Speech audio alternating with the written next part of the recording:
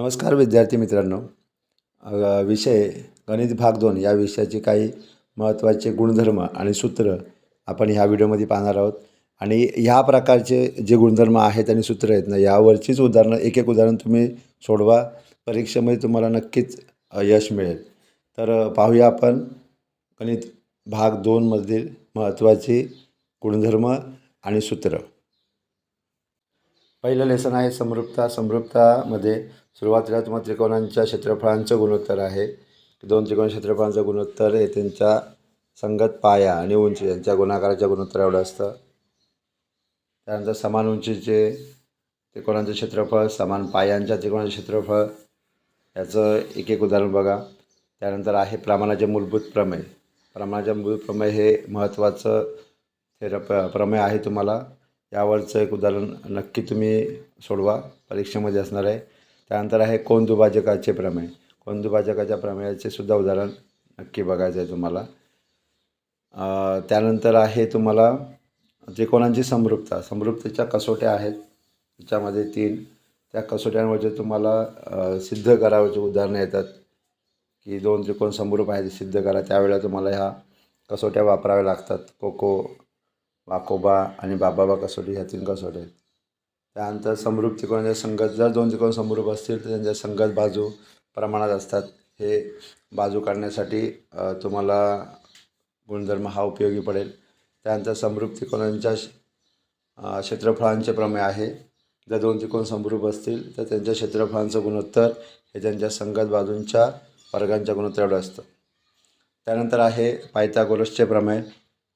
याच्यामध्ये सुरुवातीला तुम्हाला भूमितीमध्याचं प्रमेय आहे. भूमितीमध्य प्रमेय कधी वापरायचं? ज्यावेळेला काटकोन करणाऱ्या कोणामधून त्रिकोणाच्या कर्णावरती लंब काढले असतो त्यावेळेला हे गुणधर्म वापरायचं.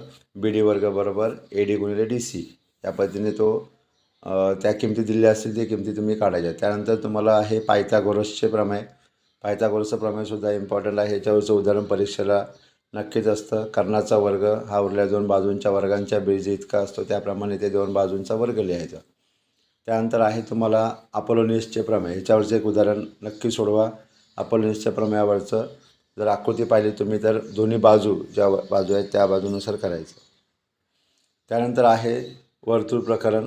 वर्तुळामध्ये 2 वर्तुळांच्या जर 2 स्पर्श वर्तुळे असतील तर त्यांच्या केंद्रामधलं अंतर हा एक तुम्हाला इथे मोठ्या वर्तुळाची त्रिज्या R1, लहान वर्तुळाची त्रिज्या R2 असेल. तर वर्तुळ बाह्यस्पर्शी असतील तर R1 + R2, अंतस्पर्शी असतील तर R1 - R2. त्यानंतर स्पर्शीय खंडाचे प्रमेय आहे.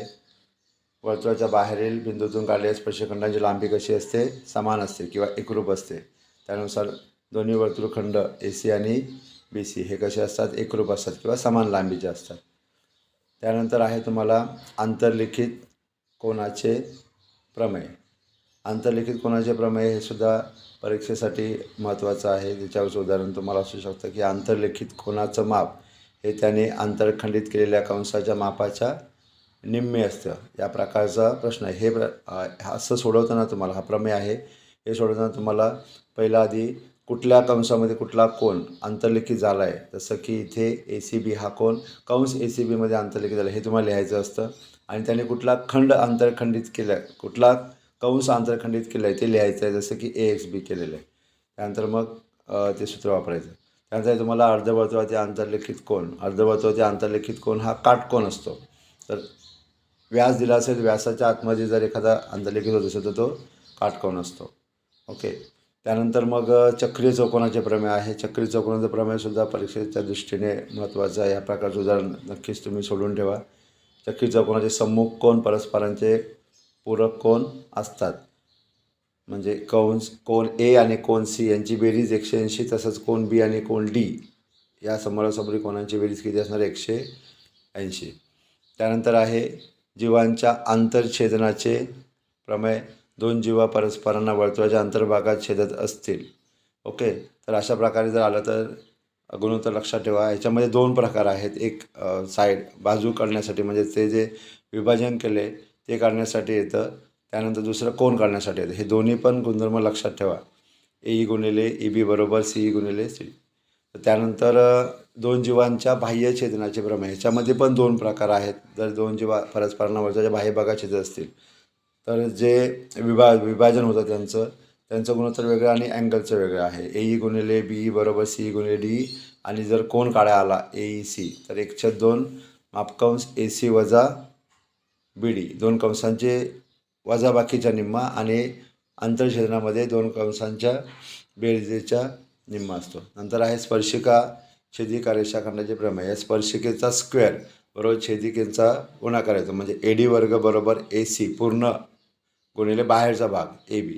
या प्रकारचं गुणधर्म तुम्हाला वापरायचं आहे. त्यानंतर निर्देशक भूमिती हे एक सोपं प्रकरण आहे, ज्याच्यावरती तुम्ही उदाहरणं सोडवू शकता. त्याच्यामध्ये सूत्रांवर उदाहरणं आहेत. तुम्हाला 2 बिंदू दिले असतात, त्याच्यातून x1 y1 x2 y2 काढून घ्यायचं आणि मग अंतराचे सूत्र आहे AB बरोबर कंसात वर्गमुळात x2 - x1 square plus y2 - y1 कंसाचा वर्ग.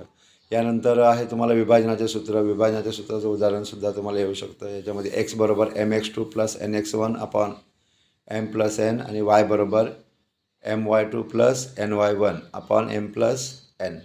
त्यानंतर आहे मध्यबिंदूचे सूत्र. मध्यबिंदू सूत्र सोपं आहे, परीक्षेला यातलं उदाहरण हमखास असतोच तुम्हाला.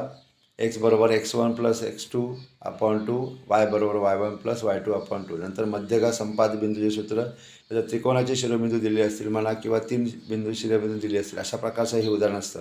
आणि हे सूत्रसुद्धा सोपं आहे. x1 plus x2 plus x3 upon 3 आणि y बरोबर y1 plus y2 plus y3 upon 3. त्यानंतर आहे रेषेचा चढ. तर विद्यार्थी मित्रांनो, या प्रकारचे गुणधर्म आहेत आणि सूत्र आहेत. ह्या प्रकारची उदाहरणं तुम्ही सोडवायची आहेत. तसेच अजून 7वं प्रकरण आहे महत्त्वमापन. या प्रकरणातले सुद्धा जे महत्त्वाचे सूत्र आहेत, इष्टिकाछेदीचं आहे, शंकूचं आहे, ओके, आणि गोलाचं आहे. ह्या सूत्रसुद्धा तुम्हाला ही भरपूर त्या प्रकरणाचे सूत्र आहेत, म्हणून ते इथे दिली नाही आहेत. तर तुम्ही ह्या 3 प्रकारच्या सूत्रांची प्रॅक्टिस करायची. एक एक उदाहरण नक्कीच सोडवा आणि तुम्हाला ह्या गोष्टीचा फायदा नक्की होईल. तर सर्वांना परीक्षेसाठी बेस्ट ऑफ लक. धन्यवाद.